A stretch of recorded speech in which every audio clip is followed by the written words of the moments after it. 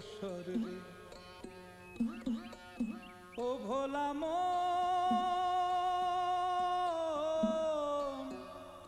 মন রে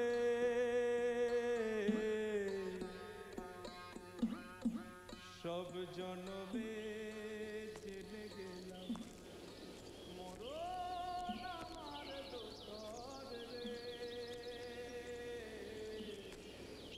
মরণ আমার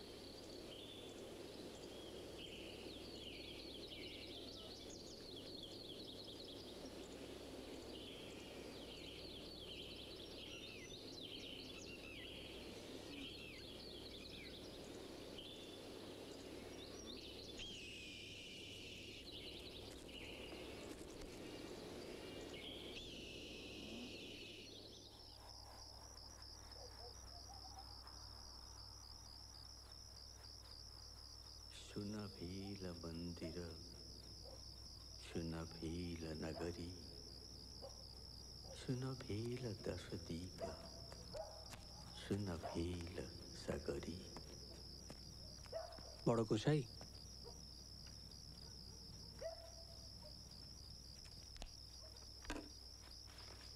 ঘরের রামায়ণ ওর শেষ ইচ্ছে ছিল এটা মঠে স্থান পাক। তাই হবে নতুন গোসাই, তাই হবে। মঠের যেখানে সব গ্রন্থ থাকে সেখানেই এটা থাকবে।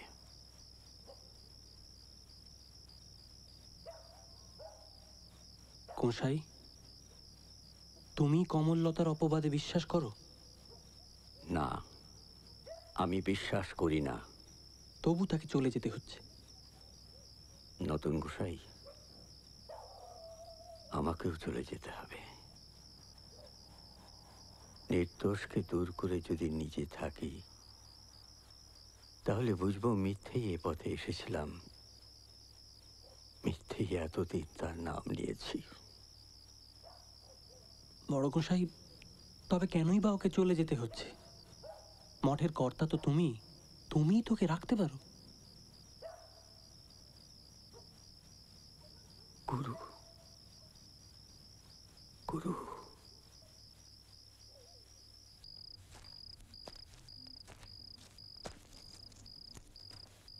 কমল, বড় গোসাই তোমার অপবাদে বিশ্বাস করেন না। করেন না? হুম।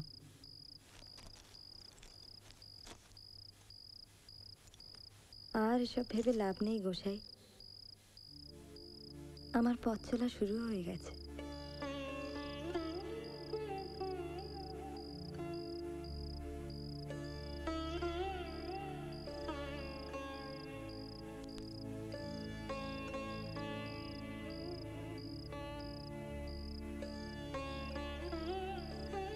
যেতে আমাকে হবেই গোসাই, অবশ্যই তোমার অনুমতি নিয়ে।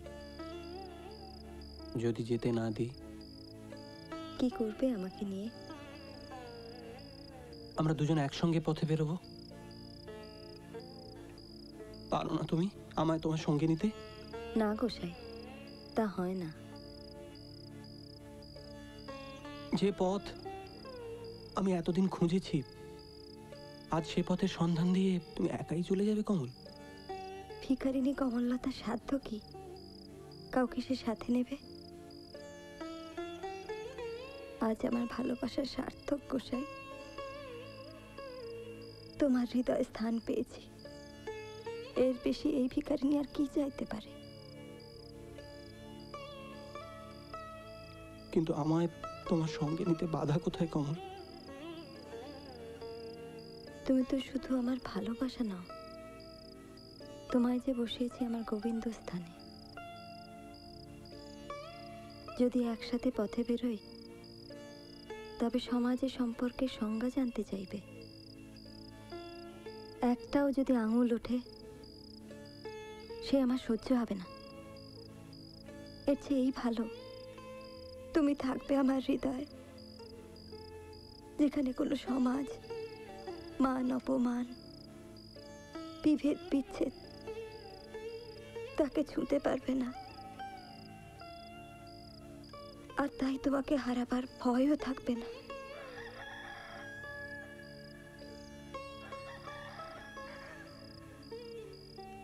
আজ আমার বড় শান্তি গো গোসাই।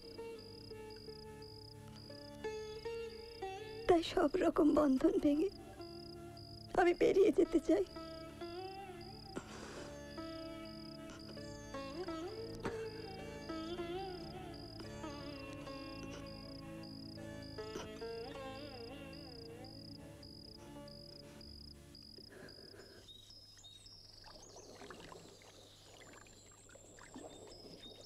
কমল, যদি টাকার দরকার হয়, ঠিক আছে, নৌকার ভাড়াটা দিয়ে দিও।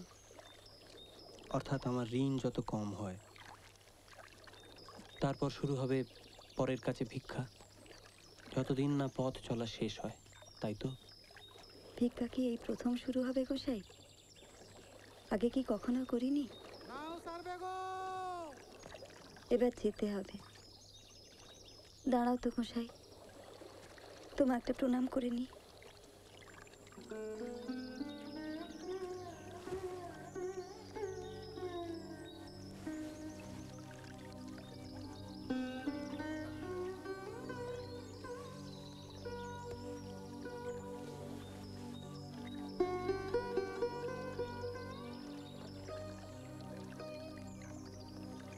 তোমার কাছে কখনো কিছু চাইনি। একটা কথা রাখবে গোসাই? রাখবো।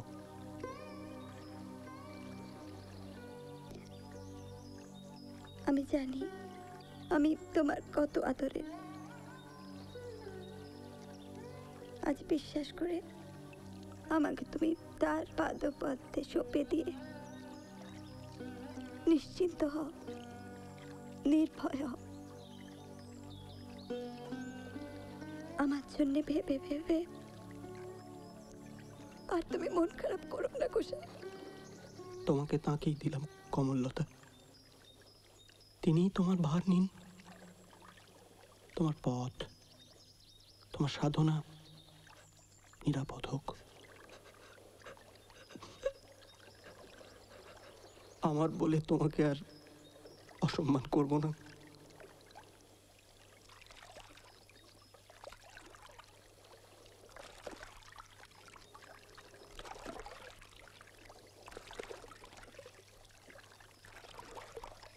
রাজলক্ষ্মী সমাজের চোখে পতিতা, কিন্তু কি অসম্ভব আত্মসম্মান বোধ। নিজের মাথা উঁচু রাখতে প্রতি মুহূর্ত লড়াই করেছে সে। তার জীবন সংগ্রামে আমি একটি খড়কুটো মাত্র। আমাকেই আশ্রয় করে সে বাঁচতে চেয়েছে। কিন্তু কমললতা, সে যেন মানবী নয়। কোনো জাগতিক দুঃখ কষ্ট তাকে ছুঁতে পারে না। প্রেম আর ভক্তির সমন্বয়ে সে হয়ে উঠেছে স্বয়ং সম্পূর্ণা। আমার গর্ভধারিণী মাকে শ্রদ্ধায় প্রণাম করেছি। আজ প্রথমবার মন থেকে যে নারীর সামনে মাথা নত করতে ইচ্ছে হলো, সে হলো এই কমললতা।